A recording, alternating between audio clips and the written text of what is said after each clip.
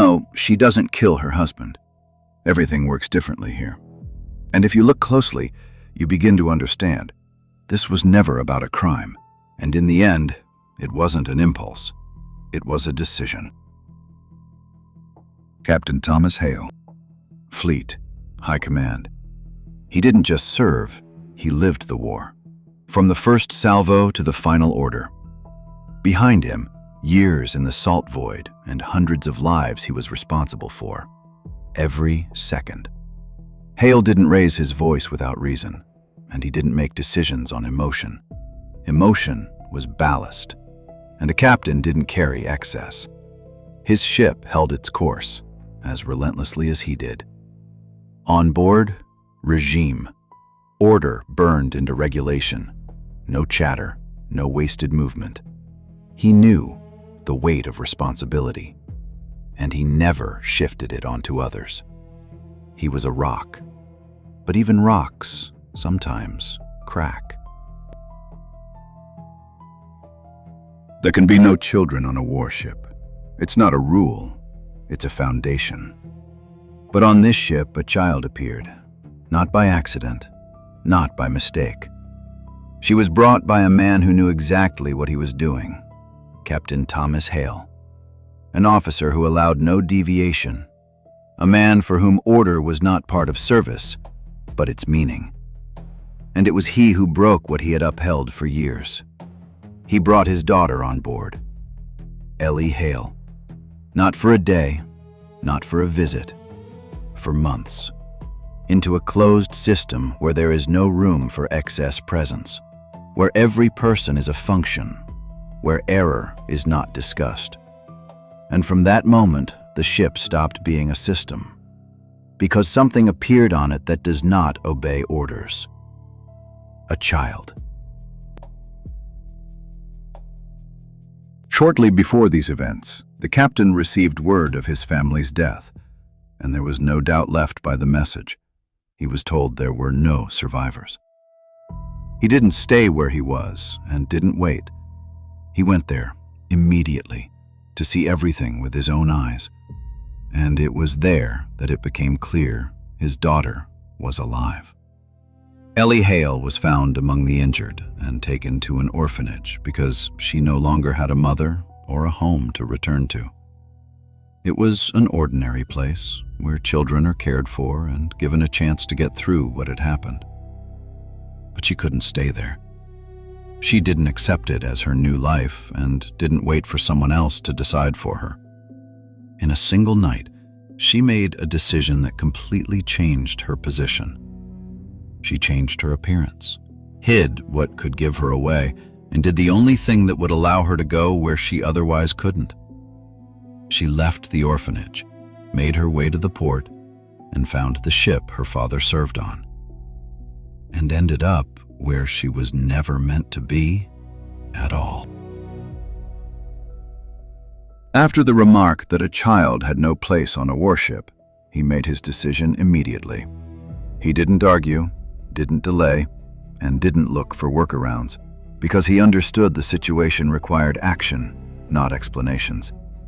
He spoke with his daughter and offered her the only option that would allow them not to lose each other. He sent her to a military academy, with the promise that after training she would be able to return and be by his side. It was not a simple decision and not a compromise, but a step that required from her the same character he had himself. Ellie Hale found herself among those being trained for a profession that accepted only boys. And despite that, she made it through. Whether because of her father's position or because they saw in her something that couldn't be ignored, she was not filtered out. She became part of that environment, and she chose for herself one of the rarest and most demanding roles on board: the role of a radio operator. The war gave them no time to adapt.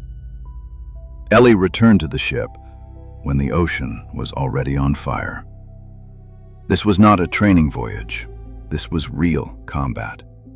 A time when a single second of delay cost the lives of the entire crew.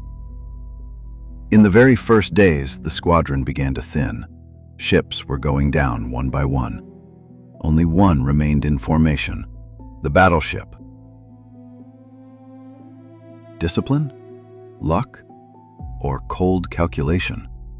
The answer didn't matter. What mattered was that they kept holding. For Ellie, it became a baptism by fire.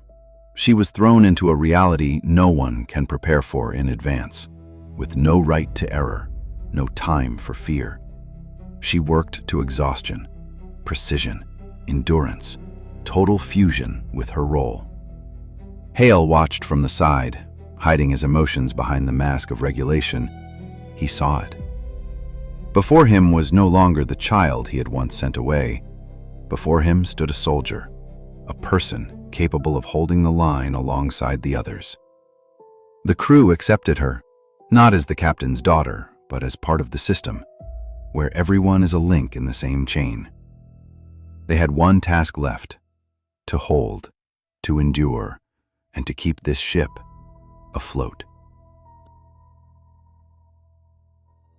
The war doesn't end with the last shot. It simply goes underground. It remains in scars, in heavy dreams, and in the way you now look at silence. They came home. No more sirens, no more combat alarms.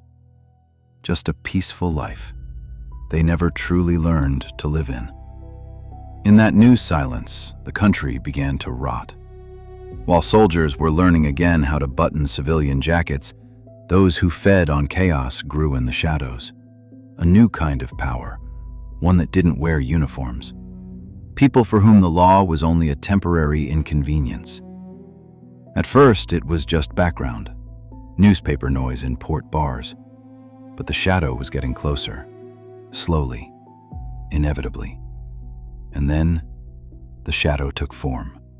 Ellie was simply taken, right off the street, in broad daylight. No warning, no chance. In this new world, there were no accidents anymore. There was only the hunt. A few days before reaching port, the ocean seemed to speak. The storm was furious, striking the meridian as if trying to tear it off course and push it out of control.